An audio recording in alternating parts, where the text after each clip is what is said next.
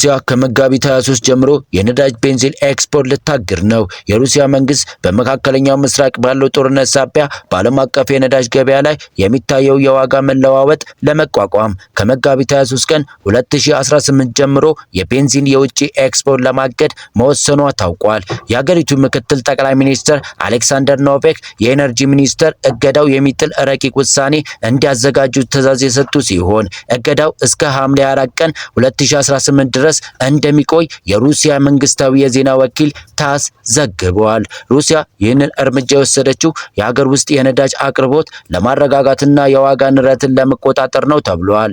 ሩሲያ ባለፉት የፈረንጆች ዓመት ወደ 5 ሚሊዮን ሜትሪክ ቶን የሚጠጋ ቤንዚን ወደ ውጭ ሀገር ልካለች።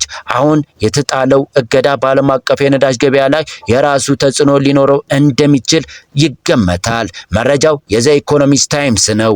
ወደ ቀጣይ ወደ ሆነው መረጃችን ይህ እንደዚህ እንዳለ ሁቲዎች በቀይ ባህር በኩል ኢራን ላይ ጥቃት ከተፈጸመ ጦርነቱን እንደሚቀላቀሉ ዛቱ።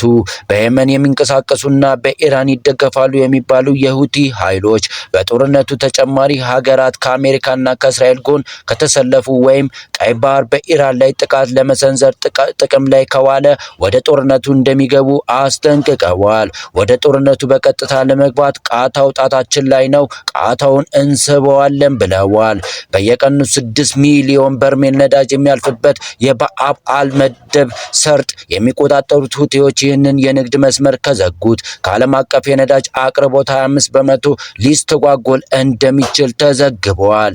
ነዳጅ ብቻ ሳይሆን የበርካታ መሰረታዊ ቁሳቁሶች ግብዓቶች ጉዞ መስተጓጎል ይገጥመዋል። የሁቲዎች ዛቻ እስካሁን በቃላት ደረጃ ያለ ቢሆንም ቀድሞውኑ በተፈጠረው ቀውስ ሳቢያ የተናወጠው የዓለም አቀፍ የነዳጅ ገበያ ይበልጥ ሊያባብሰውና የዋጋ ንረትን ሊያስከትል እንደሚችል የኢኮኖሚ ባለሙያዎች ስጋታቸውን እየገለጹ ይገኛል።